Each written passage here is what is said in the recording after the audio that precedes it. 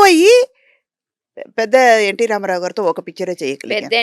NT Ramarao గారితో చేశారు. చిన్న ఎన్టీఆర్‌తో కూడా చేశారు. సో, పుట్టింటోళ్ళు తరిమేశారని డాన్స్ కూడా ఏశారు.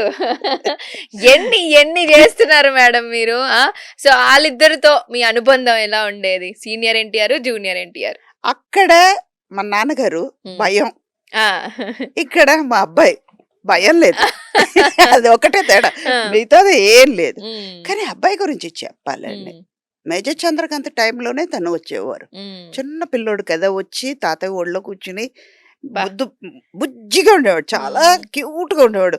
దగ్గరికెళ్ళి బుగ్గ గిల్లి గిల్లాలి అనిపిస్తది. అనిపించేది. కానీ ఆయన చూసి మేము కామ్‌గా ఉండేవాళ్ళం. సెట్‌లోనే ఉండేవారు ఆయన. హ్మ్. హ్మ్. ఎక్కడికి వెళ్ళేవారు కాదు. ఆ హ్మ్. టైమింగ్ కూడా మాకు అలాగే ఉండేది. ఆయనకంటే మనం ముందుకొచ్చి కూర్చోవాలి. హ్మ్. మనం చెయ్యాలి. ఆయన యాక్టింగ్ చూడాలి. హ్మ్. ఎందుకంటే ఎన్నో సంవత్సరాల నుంచి చూస్తున్నాం హ్మ్. వాళ్ళని. వాళ్ళ దగ్గర మనం నేర్చుకోవాలి అని తపన ఉండేది. అవును. హ్మ్. అలా నేర్చుకున్నాం కూడా. హ్మ్. ఆ టైమింగ్ కానీ, పంక్చువాలిటీ కానీ, ఒక డైలాగ్ మోడ్యులేషన్ కానీ ప్రతీదీ మేము నేర్చుకున్నాం. సెట్‌లో సినిమా నుంచి అంటే బయటికెళ్ళేవాళ్ళు గాదు. క్రమశిక్షణగా ఉండేవాళ్ళందరూ గూడా గదా! అప్పుడు. హ్మ్. ఒక ఫ్యామిలీ లాగా ఉండేదమ్మా సెట్‌లో. హ్మ్. సెట్‌లోనే కూర్చునేవాళ్ళు. ఇక్కడ షూట్ చేస్తున్నారంటే ఆ కార్నర్‌లో కూర్చుంటాం. హ్మ్. అంటే ఎక్కడికి ఎళ్లి బయట కూర్చొని కబుర్లు చెప్పుకునేవాళ్ళం కాదు. హ్మ్. ఇంకా బాలచంద్ర గారు మా గురుగారు చెప్పేవాళ్ళు. ఎందుకు రూమ్‌లో కూర్చొని సొల్లు వాగుడు వాగుతూ ఉంటారే, అదేదో బుక్ చదువుతున్నానని. దాని బదులు ఇక్కడ వచ్చి ఇంకో ఆర్టిస్ట్ ఏం చేస్తున్నారో చూడండి. హ్మ్. అందులో నుంచి ఎప్పటికైనా ఒక పిక్చర్‌లో ఒక ఎక్స్‌ప్రెషన్ పనికొస్తది మీకు. వావ్! హ్మ్. అదంతా మనకి మంచి అడ్వైస్ అది. హ్మ్. చూడాలి. చూస్తే మనకి ఎప్పటికైనా అది బావుంటది. మనకి ప్లస్సే అది. ఇప్పుడంటే అన్ని యాక్టింగ్ క్లాసెస్ వచ్చేసాయి మ్యామ్. అప్పుడు యాక్టింగ్ అంటే మీకేమి యాక్టింగ్ క్లాసులు ఏమి లేవు గదా! లేవు. ఇప్పుడు మరి మీరు ఎలా నేర్చుకున్నారు? ఇదే. ఇలాగే ఓకే. హ్మ్.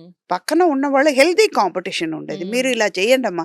ఈ సీన్ ఉంది. ఈ సీన్‌లో ఇంతవరకు చెయ్యండి. హ్మ్. పక్కన వీళ్ళు మాట్లాడతారు. వీళ్ళు మాట్లాడితే మీరు ఈ రియాక్షన్ ఇవ్వండి హ్మ్. అని మాకంటే సీనియర్ మాకు నేర్పించేవాళ్ళు. హ్మ్.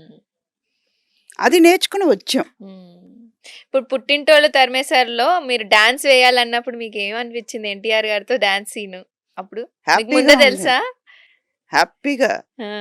మంచిగా డాన్స్ వేసున్నారు. ఏదో ఒకసారి ఇలా ఇలా వేయండి మా కోసం. హ్యాపీ ఎందుకంటే నేను ఒక 6 ఇయర్స్ భరతనాట్యం నేర్చుకున్నాను. వావ్! అరంగేట్రం చేయలేకపోయాను. పెద్ద యాక్సిడెంట్ అయ్యి ఒక హ్మ్. 6 మంత్స్ బెడ్ రిడన్ అయిపోయాను. ఓకే. కాలు, చేతులంతా కాలర్ బోన్ అవన్నీ ఫ్రాక్చర్ అయింది. హ్మ్. ఒక 6 మంత్స్ బెడ్‌లో నుంచి ఒకళ్ళు పైకి లేపాలి. అంతవరకు సివియర్ అయిపోయింది. ఓకే. హ్మ్.